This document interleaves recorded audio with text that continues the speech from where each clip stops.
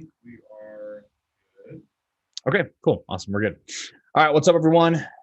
Coach Braydon here with Look Like You Lift. And in this video, I just wanted to do a quick live and show you guys what my diet is going to look like for the next 12 to 16 weeks. So, a little bit of context with this. About 3 or 4 weeks ago, I finished a pretty aggressive cut, and the cut was not quite what I wanted it to be. And the problem was I did everything I tell you guys not to do. I cut way too aggressively.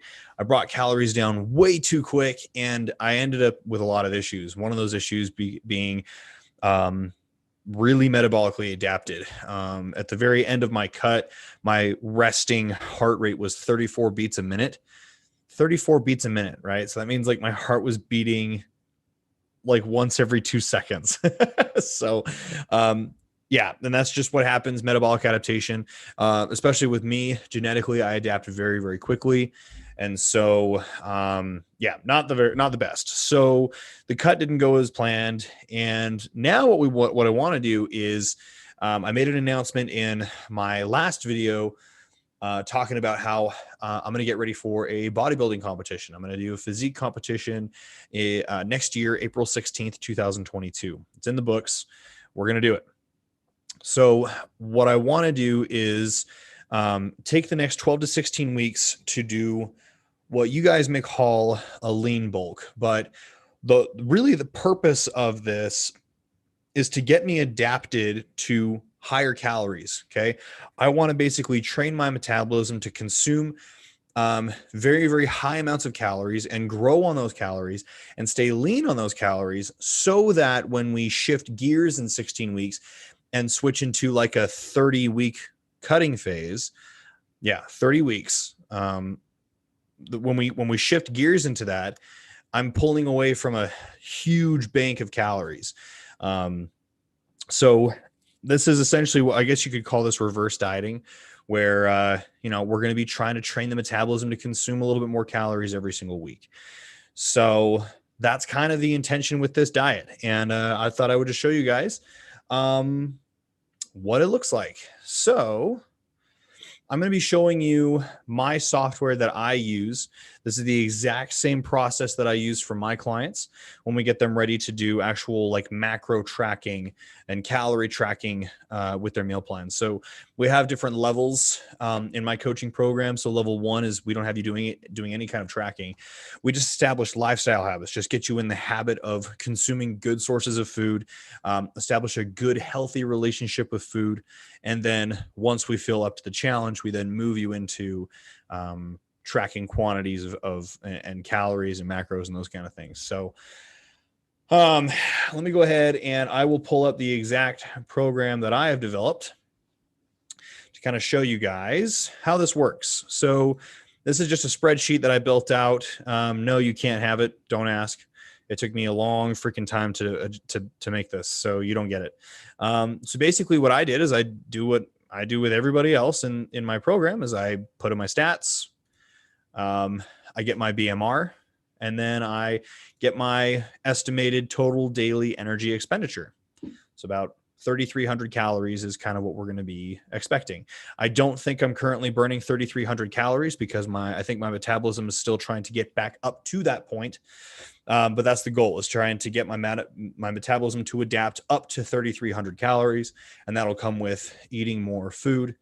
I've set my protein intake and I've set my fat intake at 25%. So here are the numbers that we're going to start with. We're going to start with 225 grams of protein, 394 grams of carbohydrates, and 92 grams of fat every single day. We're not going to try to adjust those numbers depending on the day. So rest days, training days, nope, they're just going to stay the same, 3,300 calories across every single day for now. Okay, so now I want to make this very, very clear that the numbers that you're seeing are not, they're not final. We're going to adjust this every single week. And that's something that my clients, followers, and even you guys may get mixed up. Is you'll go online and you'll punch in your numbers into a macro calculator and think that like you'll get a magical answer. And the reason why you weren't losing weight before is because, oh, your macros were wrong. No, it's usually not the case. These macro calculators that you find, they're just estimations and they're just your starting points. And so these are going to be my starting points for this week, starting tomorrow. So this is what I've got. Now, I like to make things extremely simple. So what I've done for myself, and this is what I do for my members as well, is I go ahead and just lay out the meals in order for you, so you don't have to do any kind of thinking, right? So I'm going to have 4 meals a day. For my first meal is probably my favorite meal. I do 4 eggs, 4 egg whites. I do a slice of cheddar cheese. I do a handful of spinach and peppers. I do an ounce of butter, and I do 240 grams of white potato, 3 baby carrots, 2 ounces of cranberry juice, and 10 almonds. And that is my breakfast.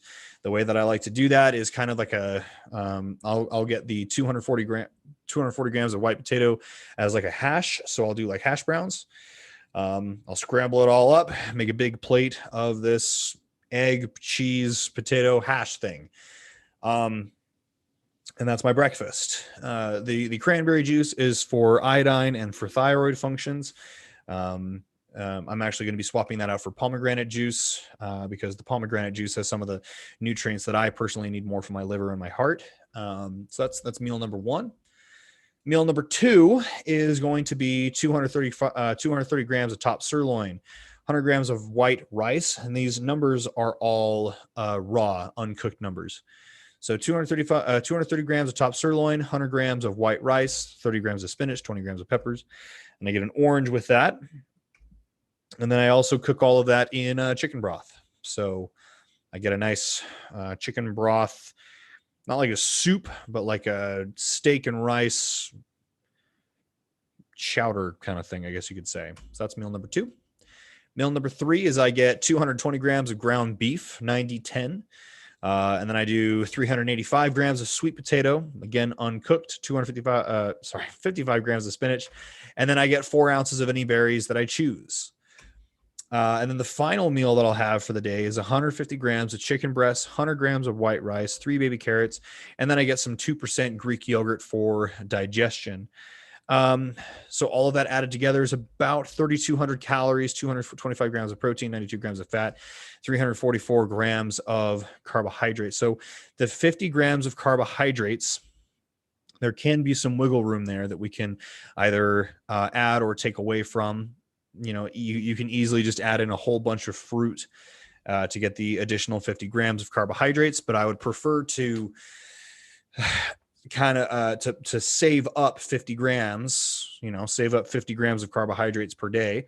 So at the end of the week, 50 times 7, that's 350 grams of carbs that you can use for something like a treat.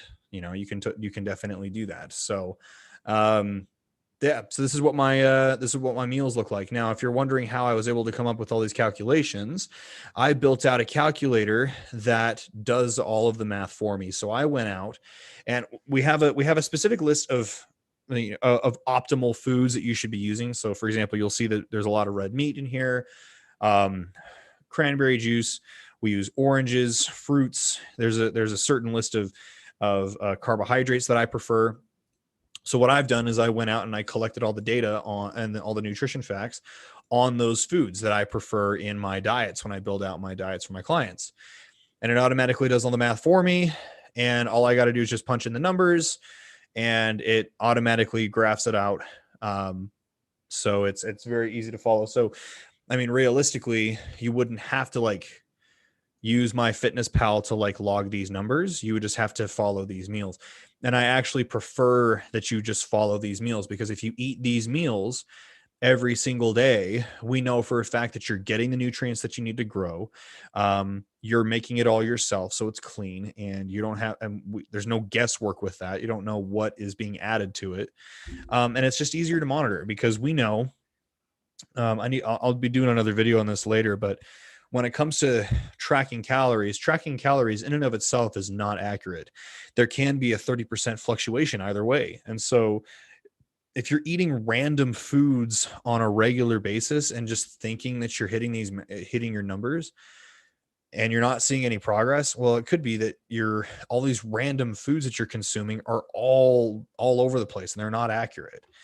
Whereas if we have the same thing on a regular, frequent basis, there's a lot less, there's a much smaller margin of error, and we can make a much more educated decision moving forward. So anyway, I digress. So those are my starting numbers for the week. I'm going to be using my own graph that I use to track my weight. I'm going to track my weight every single day. I'm currently sitting at 225, and that is about a 40-pound increase from when I finished my cut. So 40 pounds in 4 weeks, that's 10 pounds a week. I'm not proud of that. I rebounded pretty hard.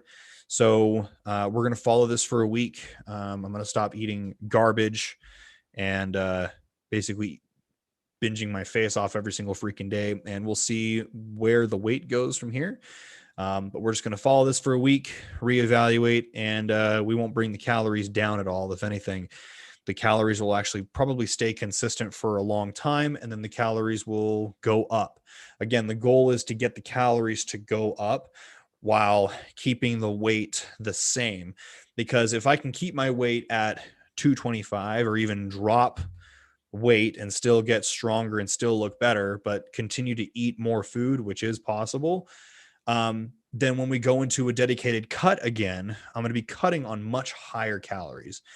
So we started my cut. I didn't track calories in my cut, but we kind of calculated it. I started my cut at 2,400 calories, which we started way too low. And I finished my cut at like 1,100 calories, again, which is way too freaking low. No wonder my heart rate was at like 34 beats a minute, right? So here with this diet, we're starting at 3,300 calories. Metabolism will build up to 3,300 calories. It'll adapt. And then if we can like continue to push the calories to 35, 37, 3,800 calories, and then finish the diet at 3,800 calories without gaining much weight and possibly even staying consistent, then we can cut away from that. We can pull away from 3,800 calories. The diet will be much more sustainable. And that's another reason why we're going to be cutting for 30 weeks as opposed to 16 weeks. Because the goal is to compete, get on stage at 4% body fat. I will be on stage and be competitive. I will not compete looking like the guy who shouldn't be on stage, who got on stage because his friends said he was swole. I will not have that.